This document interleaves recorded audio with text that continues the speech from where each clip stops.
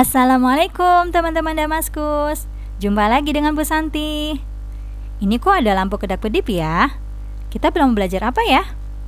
Nah teman-teman, pada hari ini kita mau belajar IPA tentang hemat energi. Kalian sudah siap? Oke, kita mulai dengan membaca basmalah ya. Bismillahirrahmanirrahim. Nah, dulu kehidupan bangsa Indonesia masih sangat sederhana. Kakek dan nenek kita tidak membutuhkan banyak hal.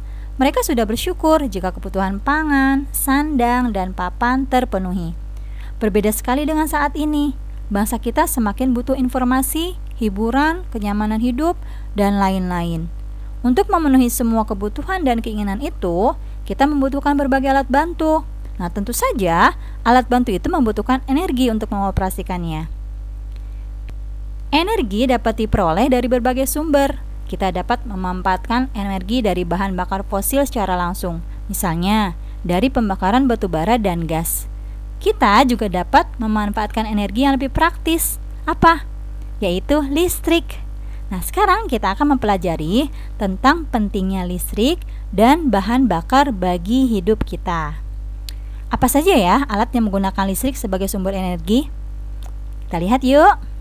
Pasti kalian sudah tahu.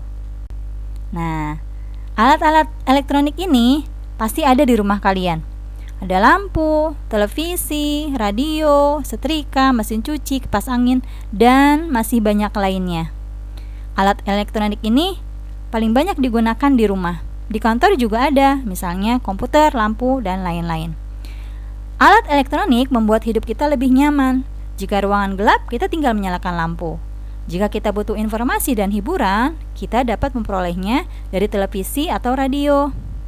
Nah, perawatan pakaian juga menjadi lebih mudah dengan menggunakan mesin cuci dan setrika.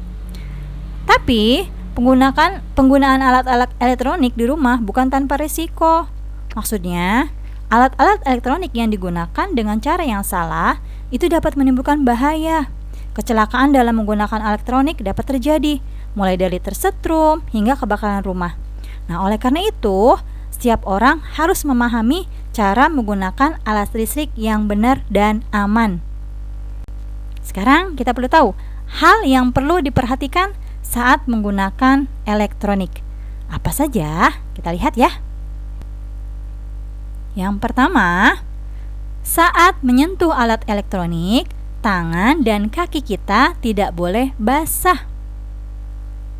Nah,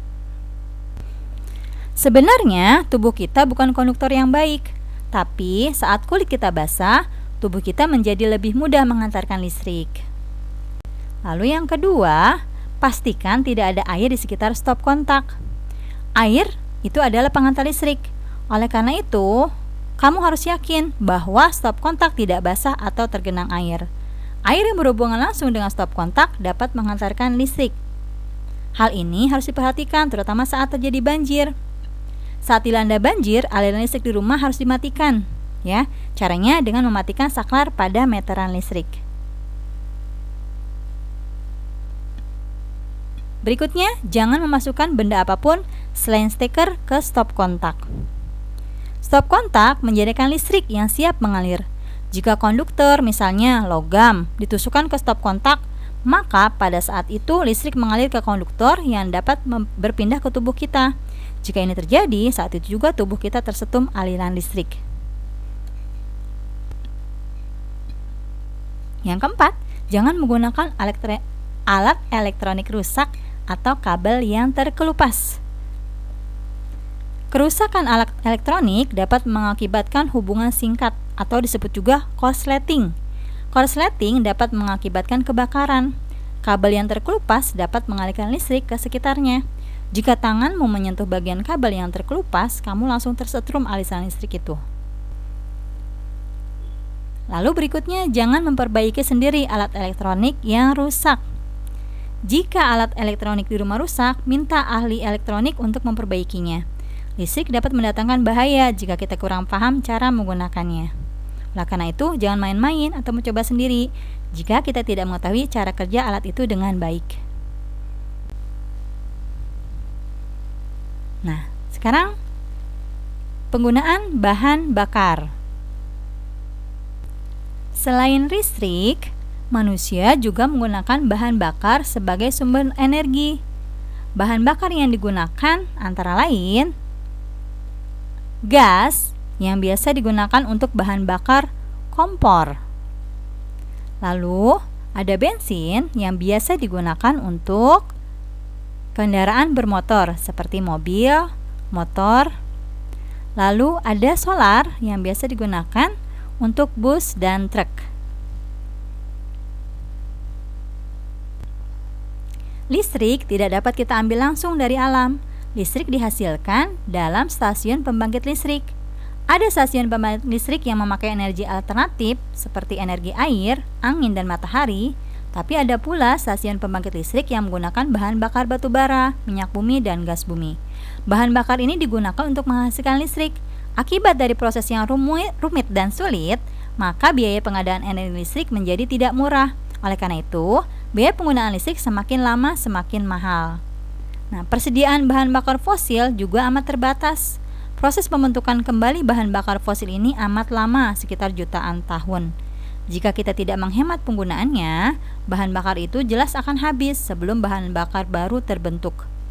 Akibat hal tersebut, kita harus menghemat energi. Dengan menghemat energi, kita memperlambat habisnya sumber energi di bumi dan mengurangi biaya yang dikeluarkan.